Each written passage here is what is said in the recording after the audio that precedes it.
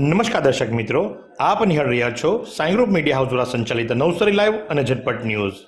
દિવસભરની ઘટનાઓથી અવગત કરાવતું એકમાત્ર બુલેટિનમાં જુઓ દેશ અને દુનિયાના આજના મહત્વના સમાચાર.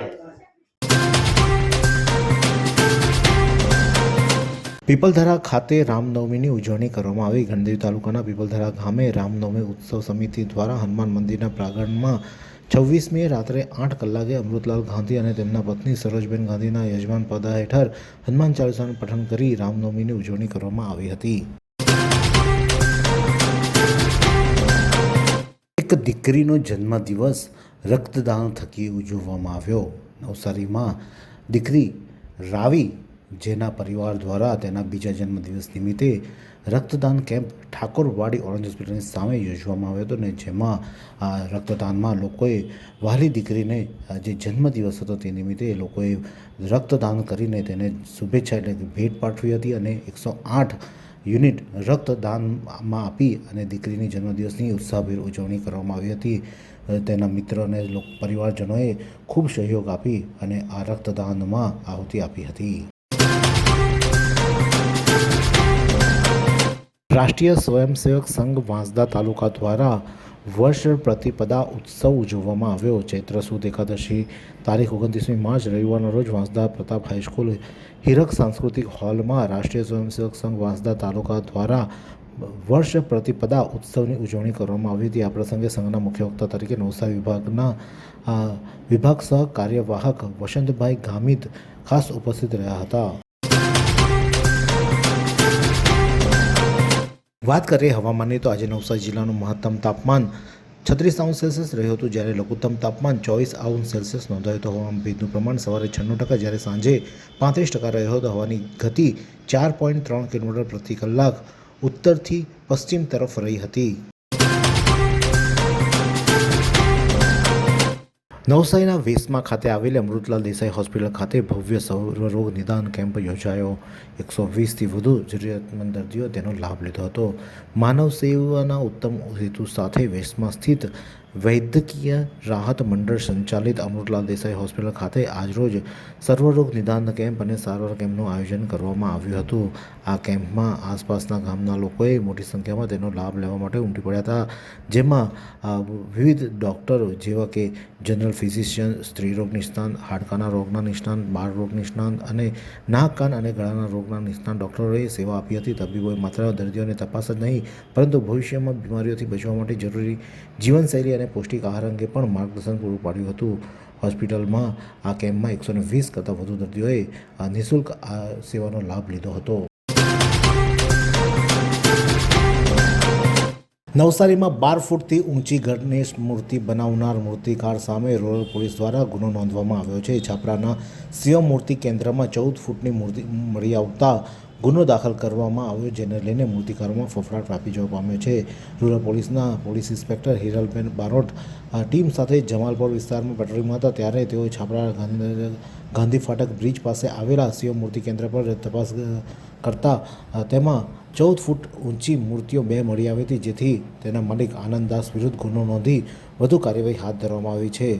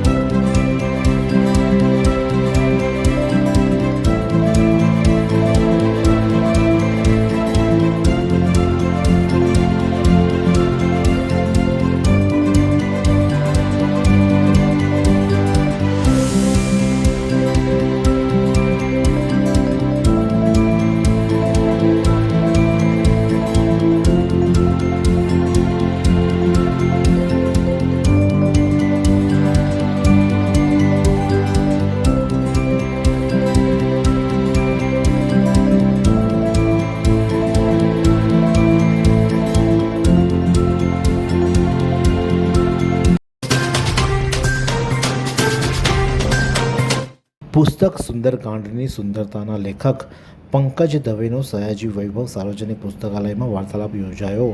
શ્રી સયાજી વૈભવ પુસ્તકાલય નવસારી અને નરેન્દ્ર હીરાલાલ પારેખ જ્ઞાનધામ નવસારીના પ્રત્યેક શનિવારે વાર્તાલાપ યોજાતો હોય છે, જે શ્રેણીમાં નવસારીના બેંક ઓફ બરોડાના નિવૃત્ત બેંક મેનેજર પંકજ દવે સ્વલિખિત પુસ્તક સુંદરકાંડની સુંદરતા ઉપર લેખકે પોતે પોતાના વિચારો રજૂ કર્યા હતા. ધોરણ 8ના વિદ્યાર્થીઓએ વિદાય વેળાએ શાળાને એર કુલર ભેટ આપ્યું.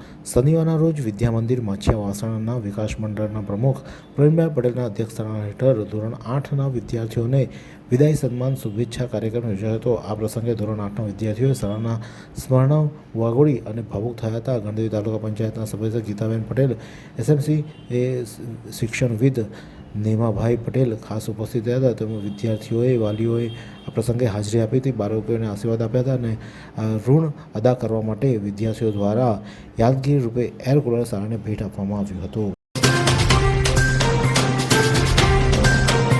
આશાપુરી મંદિરે રક્તદાન સેવાનો યજ્ઞ યોજાયો.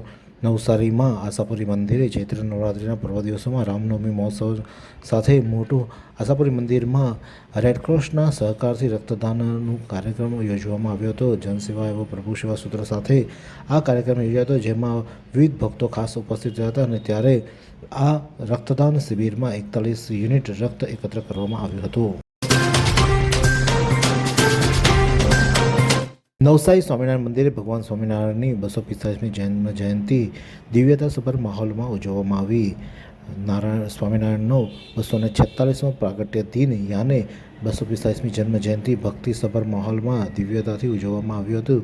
ધૂન, કીર્તન અને સ્તુતિગાનથી ઉત્સવ સભાનો પ્રારંભ થયો હતો. ડૉક્ટર જ્ઞાનવર્ધન સ્વામીએ શ્રીજી મહારાજના પ્રભાવ વિષય ઉપર સત્ય ઘટનાત્મક પ્રસંગોને સથવારે મનનીય અને ધીરતાપૂર્વક વક્તવ્ય આપ્યું હતું અને જેમાં મોટી સંખ્યામાં લોકો ઉપસ્થિત રહ્યા હતા. હરિભક્તો દ્વારા ઘનશ્યામ પ્રભુને જય જયકાર બોલાવી મંદિર પરિસરને ગગન ગુંજવી દીધું હતું.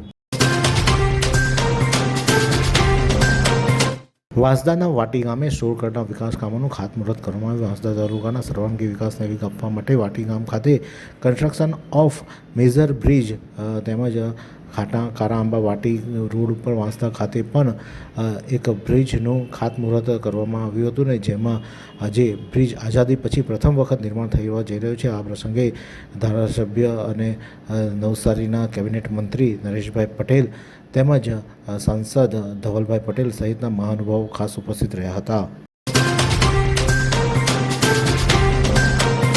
વાંસદા તાલુકામાં આવેલા ગામોમાં ચાલતી મનરેગા કામ કરતા શ્રમિકોને જાન્યુઆરી મહિનાની મજૂરી નહીં મળતા વાંસદા ચીખલીના ધારાસભ્ય અનંત પટેલની રજૂઆત કરવામાં આવી હતી. મનરેગાના મજૂરોને તાત્કાલિક મજૂરી ચૂકવો એવો અનંત પટેલ દ્વારા હુંકાર કરવામાં આવી છે. શ્રમિક મહિલાઓને ન્યાય નહીં આપો તો આંદોલન કરીશું તેવું પણ અનંત પટેલ દ્વારા ઉમેરવામાં આવ્યું છે. એવી કઈ હોસ્પિટલ છે જ્યાં કેન્સર માટે સર્જરીની સેવા હોય, કીમોથેરાપીની સારવાર હોય, રેડિયેશનની સારવાર હોય, પીટી સીટી સ્કેન હોય, કેન્સરની પેથોલોજી હોય, મેમોગ્રાફી હોય, એટલે કે બધું જ.